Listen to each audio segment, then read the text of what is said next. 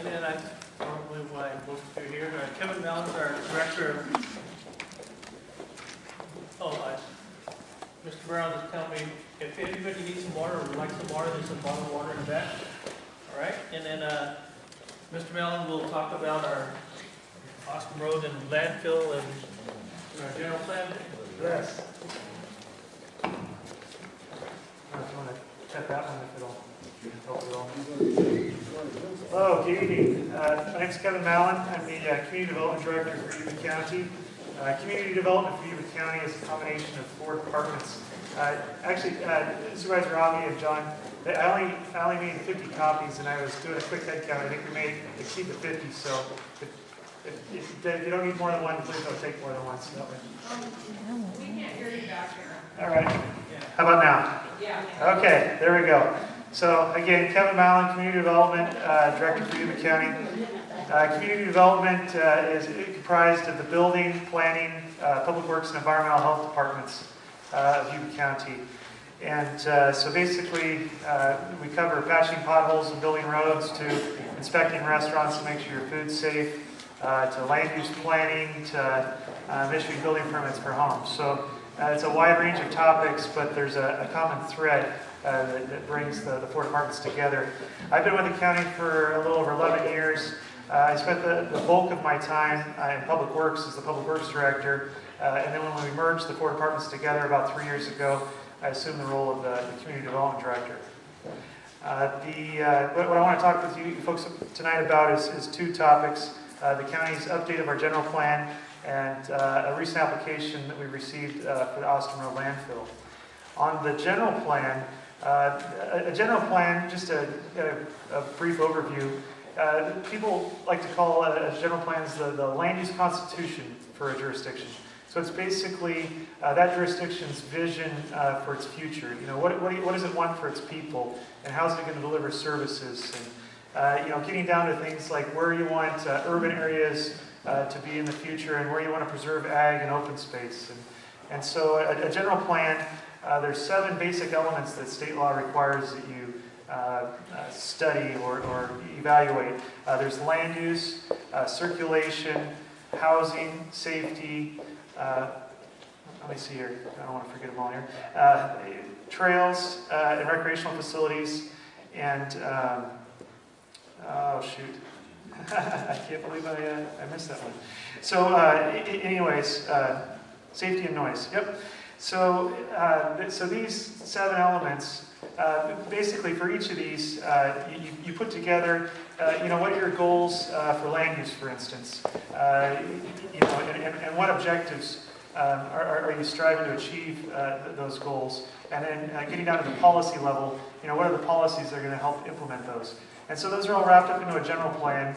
And then what kind of accompanies a general plan is your ordinances. And so you have a general plan on the city side, you have your city ordinances, and I guess I should mention this, that those of you that are within the city of Wheatland, you're lucky enough to be covered by 2 general plans. You've got the county's general plan that's kind of all-encompassing, and then you've got, for the county and the 2 cities, as well as the city of Wheatland's general plan. But on the ordinance side of things, same thing, you've got implementation of the city's general plan through its city ordinances, and the county's general plan through the county's ordinances.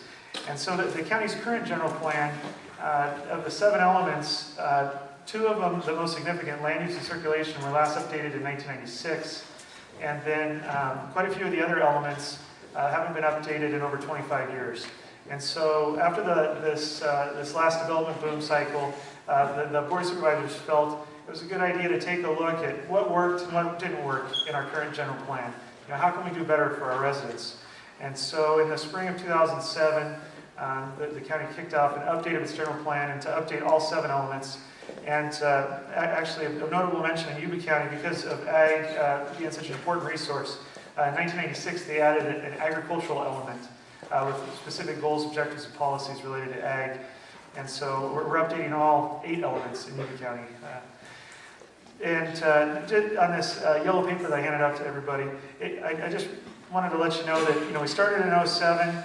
There's been quite a few town hall meetings, workshops of the Board of Supervisors, the Planning Commission, follow-up town hall meetings that have been throughout the county. We've had over 15 town hall meetings since 2007 related to the general plan update. And in the last couple of meetings we've had with the Board of Supervisors in August, and then actually one that just occurred last week, we've got it down to the point where we've got a vision, goals, and strategies that are basically our directions now to write the update of the general plan, so that staff can move forward with these. There's 5 remaining items that I have on the bottom of that page there.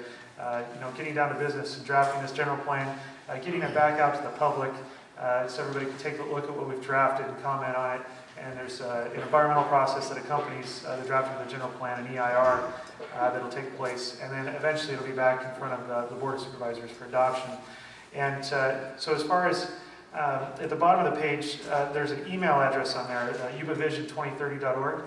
And anybody that actually, maybe I should ask you, how many have visited the county's website and seen our general plan update website? Very few. Okay, a few hands, good.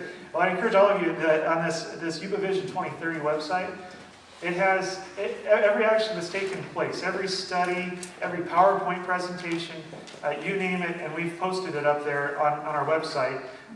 So if you go to this Yuba Vision 2030 and you click on library, it's got all the information there. And then actually, what's also on the website of importance is if you're interested in receiving an email whenever we have something of significance come up with the general plan, you can type in your email address and you'll be placed on the list. So the next time something comes up, we can email you. And so that's about it for the general plan. I just really wanted to go over kind of the overview. We've spent hours debating merit on different things, at the town hall meetings and at the board workshops. But today I really just wanted to let everybody know that the process is ongoing, and if you're interested in participating or knowing what's going on, the website's a good tool to take a look at it. So, Ostrom Road landfill. I'm assuming, how many people came tonight because of Ostrom Road landfill? Okay, there we go. Sorry, Sheriff. So the Ostrom Road landfill. I had staff put together, the planning staff put together just kind of an overview of what's going on with Ostrom Road landfill and what we have going on currently. And so just to go over the highlights, that landfill received a conditional use permit from the county in 1993. It allowed them to bring in 800 tons of waste daily and capped how many truck trips could go in and out of the facility to 70 trips a day. And then in 1996, an amendment to that use permit was approved by the Board of Supervisors that made a minor modification where they could have a maximum daily volume of 1,000 tons per day, but the average had to stay at the 800 tons per day. Then in 2000, there was a more significant amendment to the use permit that was approved by the Board of Supervisors, and it allowed the maximum daily tonnage to be raised incrementally over time. And on the yellow sheet you can see there, from March of 2000 to December of 2010, it can go to a daily average of 1,900 tons per day. And then 2011, it can jump to 2,700 tons per day. And then in 2030, till the end of the life of the landfill, it can go to 3,000 tons per day. And it also allowed the maximum number of truck trips to be capped at 167 trips per day. Also, within the use permit process, hazardous waste, because I think that's a topic that's kind of come up in the past. There is one hazardous waste that can be allowed to come into the landfill, but they've never actually moved forward to implementing the program, and it's called friable asbestos, which is basically asbestos that's loose, kind of in a dust form. Non-friable asbestos, like what you find in old building materials, when they tear down old homes. When non-friable is not considered a hazardous material and is can be trapped in building materials and is allowed to go into landfill. But non-friable, when it's in a dust form, hazardous materials, they're allowed to bring it in, but to date they have not implemented the program.